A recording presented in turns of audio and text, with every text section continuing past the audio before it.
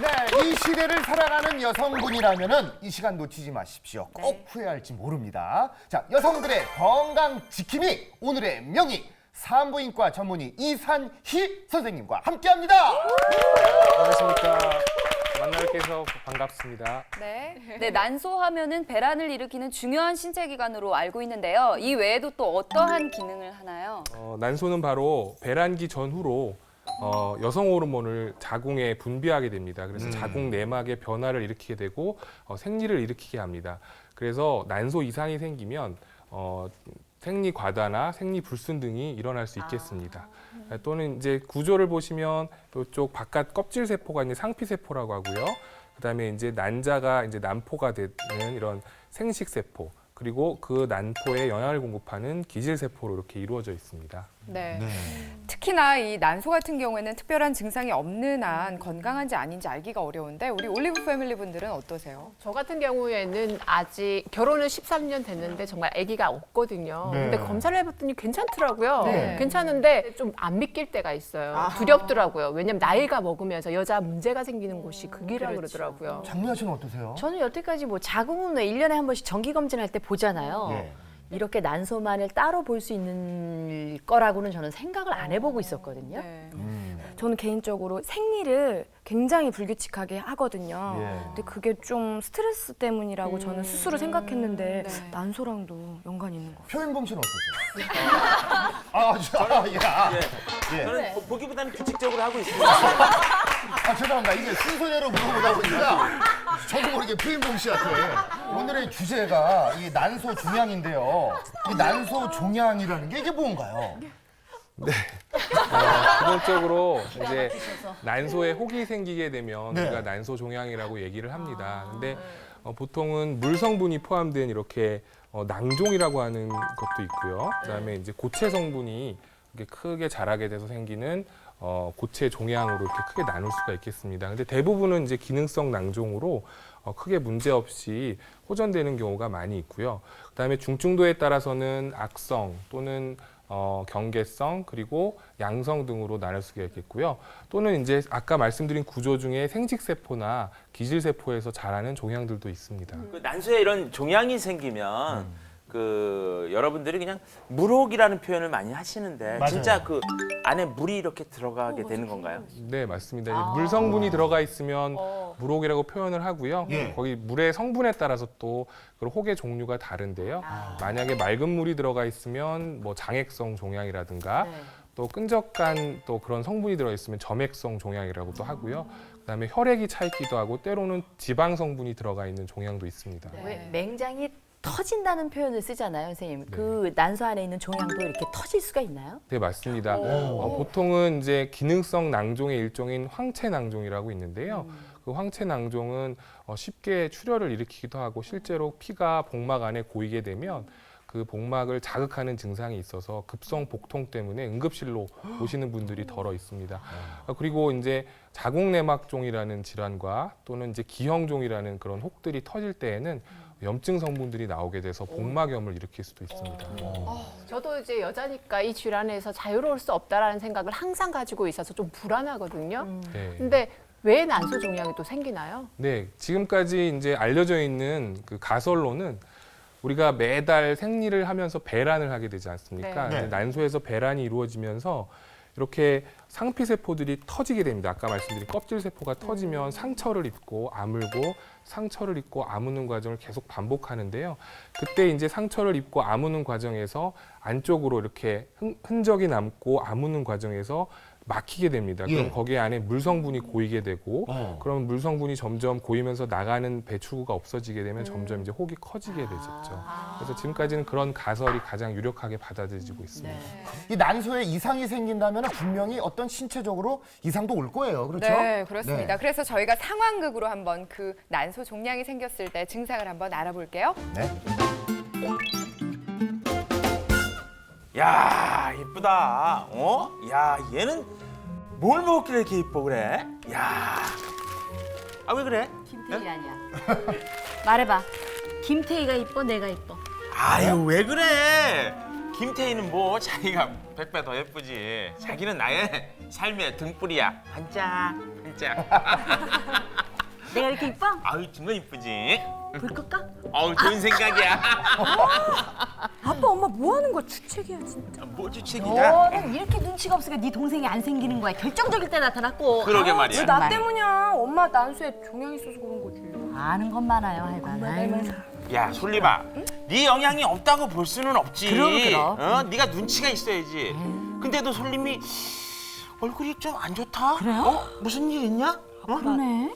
나 빨리 말해. 아 왜 그래? 얘 왜? 야, 아 얘기를 해봐. 아빠한테 말 못하면 엄마한테만 해봐.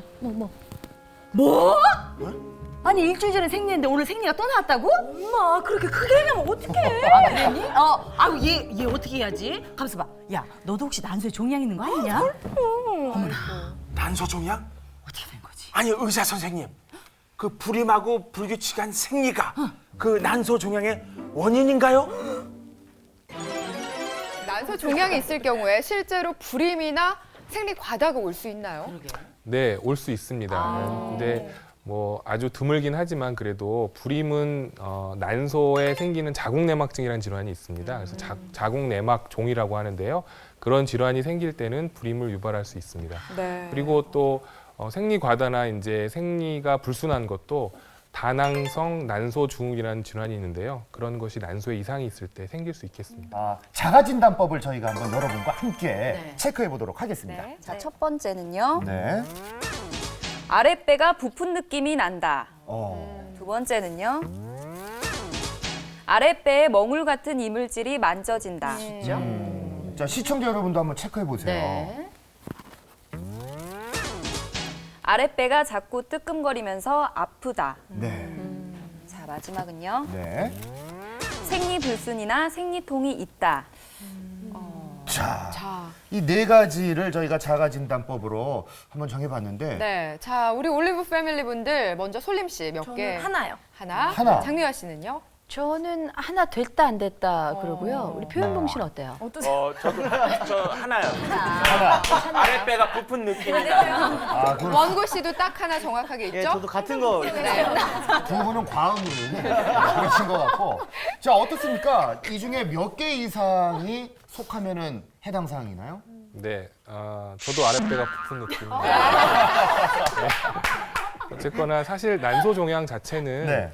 증상이 없는 경우가 많습니다. 네. 하지만 지금 말씀하신 네 가지 중에 하나라도 있다면 어머. 난소 종양뿐만 아니라 자궁에 있는 혹도 생각을 해봐야 되기 때문에 반드시 산부인과 검진을 받으시길 권유드리겠습니다. 언제 첫 번째 이렇게 검사하러 가야 될 나이 정도가 있을까요? 검진을 할 때 보통은 자궁 경부암 세포 검사라는 것과 질 초음파를 시행하게 됩니다. 그래서 그런 게 다 가능한 연세는 아무래도 성관계를 시작하셨거나 부부관계 하는 그런 결혼을 한 영역에서는 정기 검진을 하는 것이 좋겠습니다.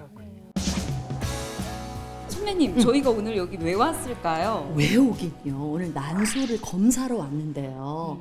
오늘 표인봉 씨하고 염경환 씨가 굳이 자기네가 오겠다고 자기네 난소를 검사하고 싶다고. 아니, 남성분들이요. 그러니까 그 사람들 어떻게 하면 좋아. 그래서 어떡해요? 오늘 근데 바빠가지고 못 왔어요. 그래서 오늘 저희 둘만 난소를 검사하러 들어가겠습니다. 가시죠.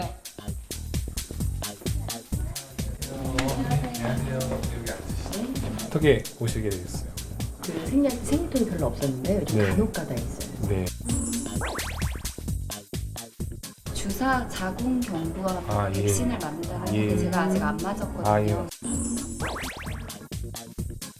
초음파를 통해서 이제 난소에 이상이 없는지 확인하는 검사를 좀 해보고요. 필요하면 이제 난소에 혹시 이상이 없는지를 피로 보는 검사가 있는데요. 그거에 관련된 피 검사도 좀 하실 수 있겠습니다. 네. 첫 번째 검사는 복부 초음파. 초음파를 이용해 난소 내막 증식증, 종양, 난종 등 난소 내에 발생할 수 있는 다양한 질환 여부를 확인해봤습니다. 다음으로는 난소 종양 표지자 검사 실시. 혈액 속 암세포가 만드는 물질의 수치를 확인해 난소암 여부를 판단해봤습니다. 과연 두 사람의 난소 건강 검진 결과는 어떻게 나왔을까요? 지금 스튜디오에서 공개됩니다. 자, 재민 씨. 자, 네. 어떠세요? 일단 저는 제 몸에 아직 고장난 부분은 없는 것 같거든요. 그래서 오늘도 맑음이지 않을까 생각이 듭니다. 저는 오히려 출산했기 때문에 덜 걱정이 되더라고요. 뭐 볼일 다 봤는데 뭐. 좀 그런 생각이 들어서 사실은 조금 더 편안하게 가긴 했거든요. 건강 난시를 통해 알아보는 두 사람의 난소 건강 검진 결과 과연 어떻게 나왔을까요? 이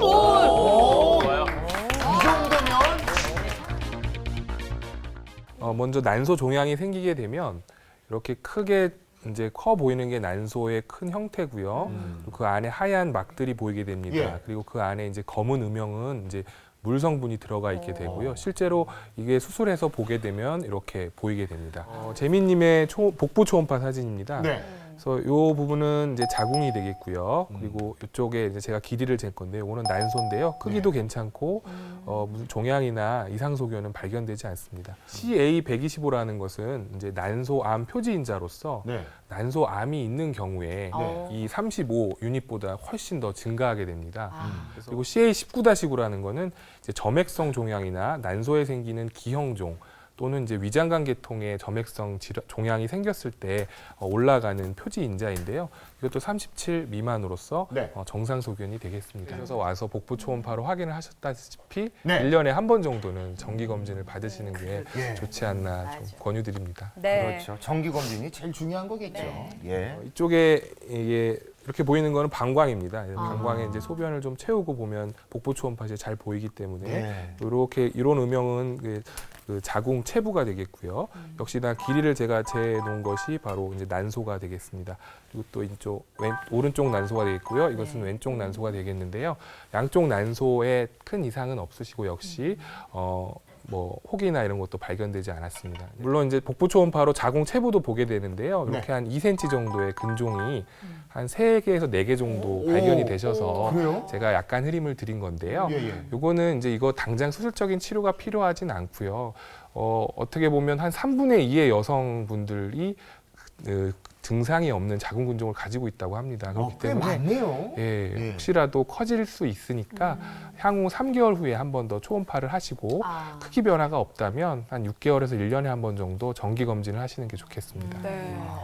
근데 난소에 종양이 있으면 꼭 수술을 해야 되는 건가요? 대부분의 난소에 생기는 종양, 물혹이라고도 하죠. 물혹은 기능성 낭종으로 치료가 필요 없는 경우가 많이 있습니다. 그래서 6에서 8주 뒤에 지켜보면 초음파로 지켜보면 자연적으로 소멸되는 경우도 많이 있습니다. 하지만 우리가 기준은 한 8cm라고 하는데요. 폐경기 이전 여성에서도 8cm 이상이 커지게 된다면 일단은 수술적인 치료가 필요하지 않나 이렇게 얘기를 하고 있고요. 그리고 폐경기 이후에 생기는 혹은 5cm만 넘어도 치료가 수술적인 제거가 필요하지 않나. 왜냐하면 기능성 낭종보다는 훨씬 더 안 좋은 종양들이 생길 수 있다고 돼 있기 때문에 수술적인 치료가 필요할 수 있겠습니다. 근데 또 여자들이 수술할 때 가장 큰 고민이 흉터잖아요. 그렇죠. 근데 흉터를 이렇게 최소화하거나 아니면 안 보이게 할 수 있는 그런 방법 없나요? 아주 최근에는 이제 단일공 복강경 수술이라는 방법을 통해서 단지 배꼽에만 한 1.5cm의 절개를 하여서 그쪽에 복강경 기구인 카메라와 기구들을 삽입하여서 한 곳에 모두 삽입하여서 수술하는 방법이 있겠습니다. 예전에 복강경 기구는 한 10mm 정도의 직경을 가지고 있다면 이렇게 예. 5mm 정도의 직경을 갖고 긴 이런 내시경 기구를 삽입하게 됩니다. 예. 그래서 안쪽으로 삽입을 하게 되면 네. 우리가 그걸 통해서 이제 복강 내 구조들을 확인하게 되고요. 기구를 이렇게 돌리게 되면 이렇게 커브가 이렇게 지게 됩니다. 그래서 원래 복강경 단일공 복강경 수술의 가장 큰 어려운 점은 이렇게 기구끼리 부딪히는 충돌인데요.